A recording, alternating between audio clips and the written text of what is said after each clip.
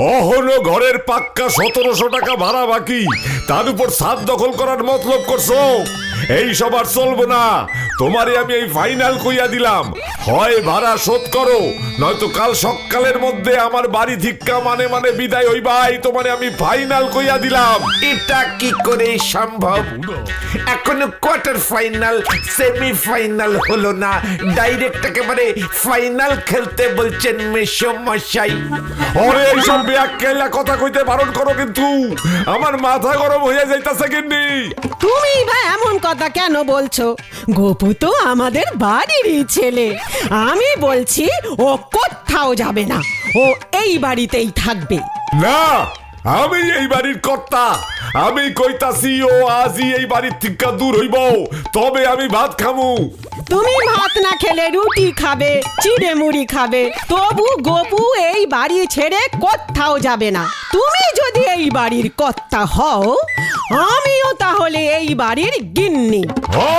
গিন্নি না ছাই, তুমি বুনাওল হইলে আমিও হইলাম বাঘা তেঁতুল। তুমি কচু, তুমি ঘেসু। পিপি পিপি পিপি পিপি, খেলা জমে উঠেছে। এবার দেখা যাক এই গোপেন বারিক চ্যালেঞ্জ কাপ কে জেতে, মাসিমা না মেশো মশাই? আজ থেকে রান্না বন্ধ।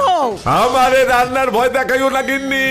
দরকার পড়লে আমি কাঁচা সবজি চিবাইয়া চিবাইয়া খামু, তবু ওই হতচ্ছাড়াটারে এই বাড়িতে রাখুম না। আর যদি ও ভাড়া দিয়ে দেয় তবে রাখুম। যা গোপু, 1700 টাকা নিয়ে আয় দেখি। খেলা অন্যদিকে ঘুরে যাচ্ছে দেখছি, কেটে পড়ি। মাসিমা এই যাচ্ছি, একটু কুশ করে নিয়ে আসছি। গোপুদা আমাকে নদীর পাড়ে আইতে কইলো কেন কত? আমি কি জানি, গোপুদা হন্তদন্ত হয়ে এলো আর বললো সবাইকে নিয়ে নদীর চড়ায় জমায়েত করতে, জরুরি কোনো একটা মিটিং আছে। দেখ, আবার হয়তো বলবে নদীবক্ষে সাঁতার প্রতিযোগিতার আয়োজন করিতে চলিতেছি। সেক্রেটারি আমাকে এখন নদীর ধারে আইনা পালাইছে, এরপরে হয়তো পুরা ক্লাবটারই এই নদীর জলে ভাসাইয়া দিব। ভেসে নয় উড়ে উড়ে যাব। এখন আমাদের উড়বার সময় রে বালক দল। না মানে বলছিলাম গোপুদা, একেবারে নদীর পাড়ে মিটিং কল করলে তাও জরুরি। ওরে পাগল ছেলের দল, উঠে দাঁড়িয়ে তোদের আমাকে শ্রদ্ধা বাপন করার সময় হইয়াছে রে। ওঠ ওঠ। উলু দিমু, ঘন্টা বাজামু। গোপুদা, কথাটা শ্রদ্ধা বপন নয়, শ্রদ্ধা জ্ঞাপন হবে, জ্ঞাপন। আরে জানি রে, আমি সব জানি। এইখানে জ্ঞাপনের জায়গায় বপন বলিয়াছি, কারণ আমার প্রতি শ্রদ্ধা সম্মান আশীর্বাদ মানে সব তোদের আরো বেশি বেশি করে করিতে হইবে আমার পদযুগলে। এত কাঁপবি না কইরা আসল কথাটা কইয়া ফেলাও তো। বেশি দেরি করলে আমার চিত্ত অস্থির হইয়া উঠবো, নদীতে জল বাইরা যাইব। হ্যাঁ গোপুদা, বলো বলো, কি জরুরি কারণ? তোদের সেক্রেটারি স্বয়ং সম্মুখে মানে দণ্ডায়মান হইয়া দাঁড়াইয়া তোরা বসিয়া ডিসিপ্লিনের নিয়ম করা করতে হবে দেখছি। তবে যাই হোক, মনটা নেহাতে ফুরফুরে, তাই আমি নিজেই বসিয়া গেলাম। এবার বলো তো গোপুদা, ব্যাপারটা আসলে কি? এই দেখ, বলতো এটা কি? একটা চিঠি মনে হচ্ছে। কেন পড়তে পারতেছ না? ইংরেজিতে লেখা। পটলা গদাইকে ব্যাটটাক করতে বারণ কর। মুড স্টপ হয়ে গেলে কিচ্ছু বলবো না কিন্তু। না গোপুদা, না গোপুদা, বলো তো। গদাই, বাজে বকিস না, চুপ কর। গোপুদা, কার চিঠি গো? কার হতে পারে বলতো? আন্টার্কটিকার রাজার। তোর এই গোপুদার মতো একজন বিখ্যাত ব্যক্তিকে সামান্য এক রাজা মশাই চিঠি লিখবে? হলো না। তাহলে তোমার মহাকাশচারী কাকার মঙ্গল গ্রহ থেকে চিঠি লিখেছে? আরে না, মঙ্গল গ্রহে কাকা একা যাবে কি করে? আমি সাথে না থাকলে রাস্তা চিনতে পারবে নাকি? দূর গোপুদা, আর কৌতূহল বাড়িও না তো, বলে দাও না। বলছি, তবে শোন, এই চিঠি লিখেছে আমার চণ্ডী মামা। চণ্ডী মামা ইজ মাই দুঃসম্পর্কের মামা। এই মামার নাম তো আগে শুনি নাই। শুনবি কি করে? আমিও তো এই প্রথমবার শুনলাম এই চিঠিটা পাওয়ার পর। কি? একটু ঝেড়ে কাশো তো গোপুদা। কাশতে কাশতে দম বন্ধ হয়ে যাচ্ছিল সকালে চিঠিটা যখন হাতে পেলুম। পরে বুঝলুম আমার নিজের মামার বাড়ি পটলডাঙ্গা থেকে চিঠিটা লিখেছে শ্রী চণ্ডীচরণ চাকলাদার। উনি আমার সেই মামা। শুনেছি বিশাল সাইজের জমিদার ছিল আমার চণ্ডী মামা। সে জানি, আসল পয়েন্টে ফেরো। তা মামা তার সমস্ত স্থাবর অস্থাবর সম্পত্তি তার একমাত্র ভাগ্নে এই শ্রীমান গোপেন বারিককে লিখিয়া দিয়া গেছেন। সেই উইলি রাখিয়া গেছেন পরাণ মামার কাছে।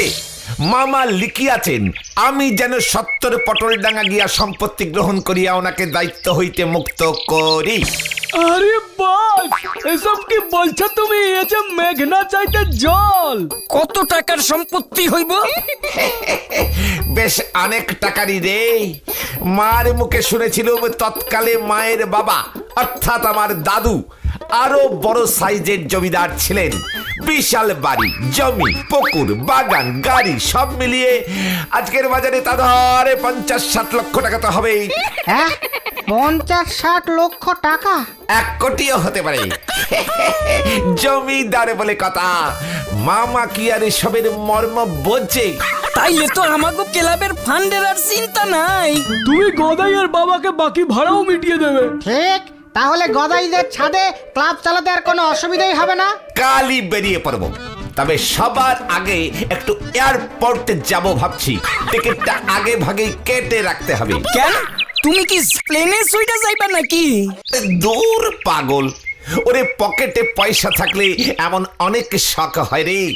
প্লেনে চড়ে ঝামুরিয়া যাব কেন রে? বিদেশে যাব, বিদেশ। তা কোন দেশে যাবে গোপুদা? কেন বললুম যে বিদেশ? নামটা কইবা তো। বিদেশ তো বুঝলাম, কোন দেশ? ওরে গার্গেন্ডি ফরাস, দেশ না, দেশ না, বিদেশ। বিদেশ যাব। সেটা বুঝলাম, কোন দেশ? America, England, France? ওইসব ছোটখাটো জায়গায় এই গপুদা যায় না রে। ডাইরেক্ট বিদেশ, ফরেন যাব। দেখবি তোদের সেক্রেটারি ফরেন যাচ্ছে শুনলেই তোদেরও কেমন কদর বেড়ে যাবে। বিদেশি সেক্রেটারির আন্ডারে তোরা থাকবি তখন। মিটিং শেষ কর, সামনে বড় বিপদ আইতাছে। এখন বাড়ি চল। গপুদা, তুমি তাহলে প্লেনের টিকিট কাটতে যাও, আমরা বাড়ি যাই এখন। হ্যাঁ, সেই ভালো। ভালো কাজে দেরি করতে নেই। এখনো সম্পত্তি পাও নাই, টিকিট কাটনের টাকা পাইবা কই থেকে? ওরে, এই চিঠিটা যদি একবার কাউন্টারে দেখাই না, একটা টিকিট কিনে পুরো সিজন টিকেটে দিয়ে দেবে। বলবে স্যার টাকা পরে দেবেন, আগে তো টিকিটটা নিন। শুনেছে গো গোপুর খবরটা? গিন্নি, তুমি আমার লগে যত ইচ্ছা ঝগড়া করো, কিন্তু ওর পাল্লায় পড়ো না, তাল সামলাইতে পারবা না। গোপু ওর এক দূর সম্পর্কের মামার সম্পত্তি পেয়েছে গো। গদাই বলছিল সে প্রায় 50-60 লক্ষ টাকার সম্পত্তি। গোপু নাকি বলেছে সেই টাকা দিয়ে আমাদের পুরো বাড়িটাই কিনে নেবে, তারপর পুরো বাড়িটাকেই ক্লাব বানাবে। আর আমি আর তুমি কই থাকো? ওর ওই 2 তলার চিলে কোঠার ঘরটা নাকি তখনও আমাদের ভাড়া দেবে। গিন্নি, কাল ভোর উঠেই বেরিয়ে পড়বো। আগে ভাগে টিকিটের লাইনে দাঁড়াতে হবে। হাউসফুল হয়ে গেলে বিদেশে যেতে পারবো না, এটা তো হতে পারে না। নগদে 70 টাকা 75 পয়সা পকেটে রাখবো, আর ওই চিঠিটা, টিকিট একটা বাগা বই, বাকি টাকাটা ঘুরে এসে মিটিয়ে দিলেই চলবে। এবারে সবাই দেখবে আর আমাকে স্যালুট করবে।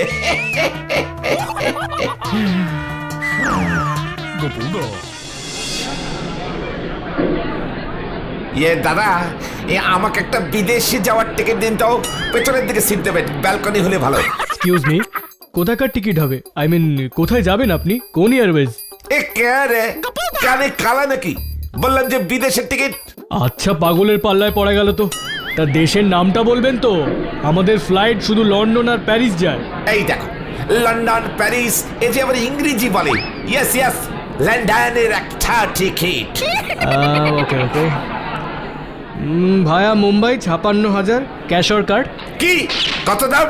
56,000, 56,000।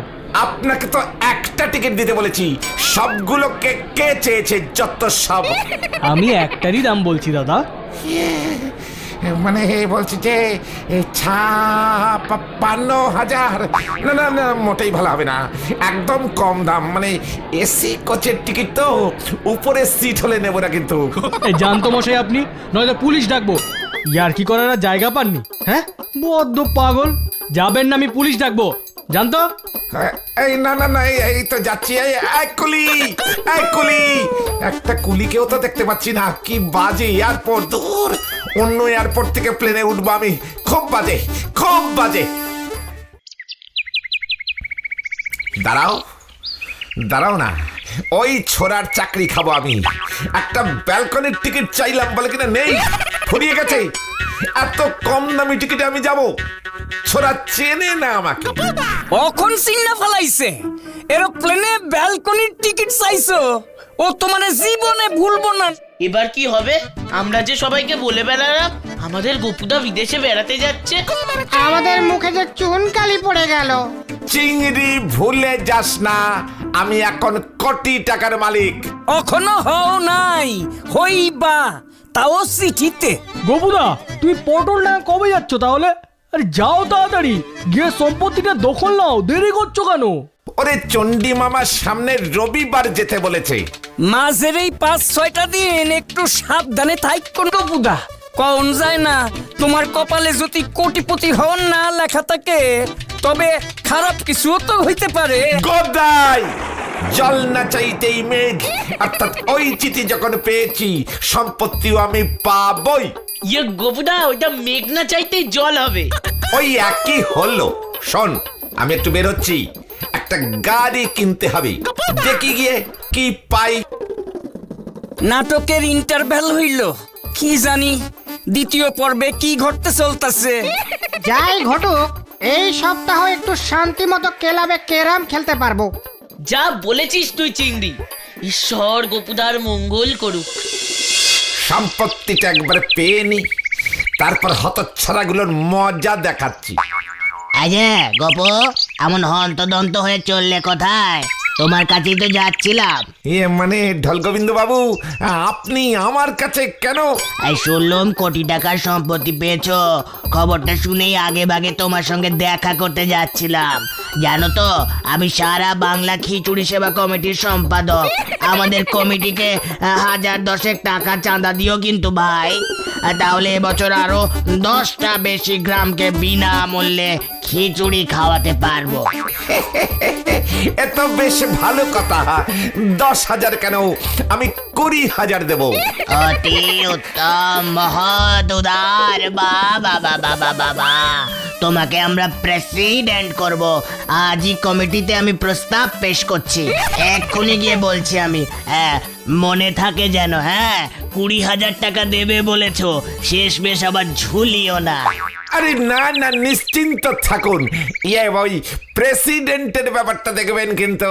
হ্যাঁ হ্যাঁ, একদম হয়ে গেছো, ধরেই নাও। হ্যাঁ, চললাম আমি, ওই কথাই রইলো তাহলে। সারা বাংলা খিচুড়ি সেবা কমিটির একেবারে প্রেসিডেন্ট, এই গোপেন বারিকের মুকুটে আরো একটি পালক। উফ, কি যে আনন্দ হচ্ছে। গোপুদা, ও গোপুদা। গোপুদা, ও গোপুদা। এই সেক্রেটারি কাম প্রেসিডেন্ট গোপুদাকে কে ডাকে রে পেছন থেকে? ও গুরু, তোমায় পুরো গরু খোঁজার মতো খুঁজছি সেই কখন থেকে। শেষে ভাগ্যিস ঢোল গোবিন্দ বাবু বললো। মানে এই তোমাদেরকে তো চিনতে পারলুম না। আমাদের চিনে কাজ নেই, তবে আজ থেকে তুমি আমাদের গুরু। গুরু? এই কেন এসব গুরু টুরু কেন ভাই? গুরু, আমাদেরও 20,000 চাই, নয়তো প্রেস্টিজ পাংচার হয়ে যাবে আমাদের। সামনে সোমবার শিব পুজো করবো, ফাটিয়ে লাইটিং 101টা ঢাক আনবো। শিবের পুজো? হ্যাঁ, সামনে আর কোনো পুজো নেই, তাই ভাবলাম শিব ঠাকুরের পুজোটাই করে ফেলি।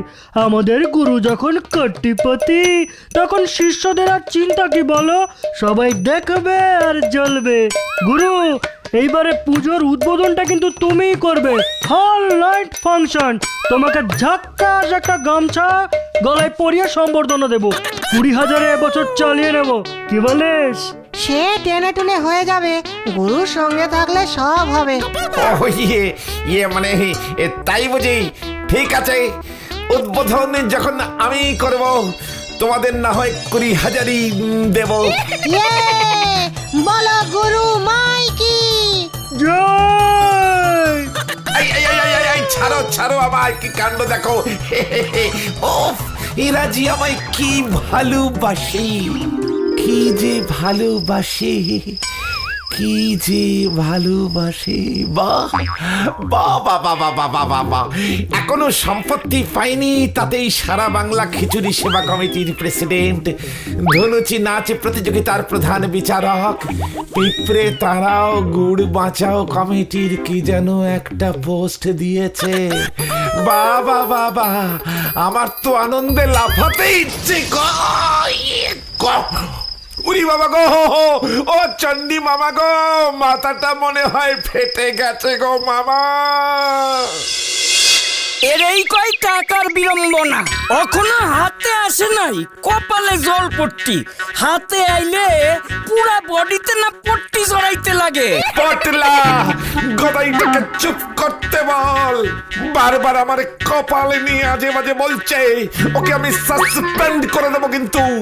গোপুদা, নিজেদের মধ্যে আর ঝগড়া না করে তার থেকে বরং চলো সবাই মিলে পটল লাগা তোমার মামার বাড়িতে যাই। 2-3 দিন আগে যাওয়াই ভালো।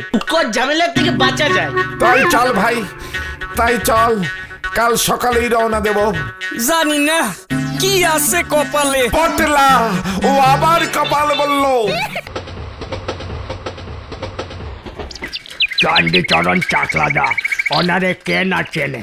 বাজারে আলুর আড়তদার, প্রচুর পয়সা, কিন্তু বেটা হার কিপটে। অনেক বছর আগে সেই ছোট্টবেলায় মায়ের সাথে এসেছিল, বুঝলে ভাই। মামার বাড়ি যাচ্ছি, আমার মামা বড় সাইজের জমিদার, মানে জমিদারির সাইজ দেখলেই বুঝতে পারবে। এই যে বাড়ি এসে গেছে, 6.5 টাকা দেন। কতদিন পরে তোমাকে দেখলুম মামা। ভাগ্যিস 2 দিন আগেই শ্বশুর বাড়ি থেকে চলে এসেছিলাম। শ্বশুর মশাইয়ের মতলব খারাপ, রোজ সকালে হাতে বাজারের ব্যাগ ধরিয়ে বলে যে আমায় বাজার করো। পাকা রুই এনো, কচি পাঁঠা, বেগতিক দেখে আগেই চলে এলো। আমার ওদিকেও বেগতিক দেখে আমরাও আগেই চলে এলাম চণ্ডী মামা। তা বেশ করেছ, তোমার ওই মাকে নেহাত কথা দিয়ে ফেলেছিলুম, নয়তো এই চড়া বাজারে এসব ঝক্কি ঝামেলা কেউ নেয়। তোমাকে চিঠি পাঠাতে 2 টাকা স্ট্যাম্প কিনতে হয়েছে, টাকাটা দিয়ে যেও বাবু। মাত্র 2 টাকার তো ব্যাপার, সম্পত্তি পেয়ে গেলে এটার কি এমন। হ্যাঁ হ্যাঁ, এবেলা চলো, তোমার মার যখের সম্পত্তি রক্ষা করতে আমার আরো কিছু খরচাপাতি হয়েছে, সেগুলিও চুকিয়ে বুকিয়ে দুপুরের ট্রেনে ফিরে যেও বাবু। দলবল নিয়ে একেবারে চলে এসেছো যত সব। চলো।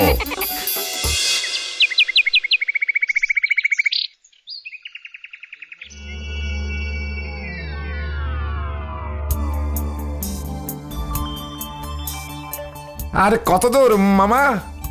হাঁক বাক করো না তো, হাঁক বাক করো না, দেখছো তো চারিদিক দেখতে দেখতেই যাচ্ছি।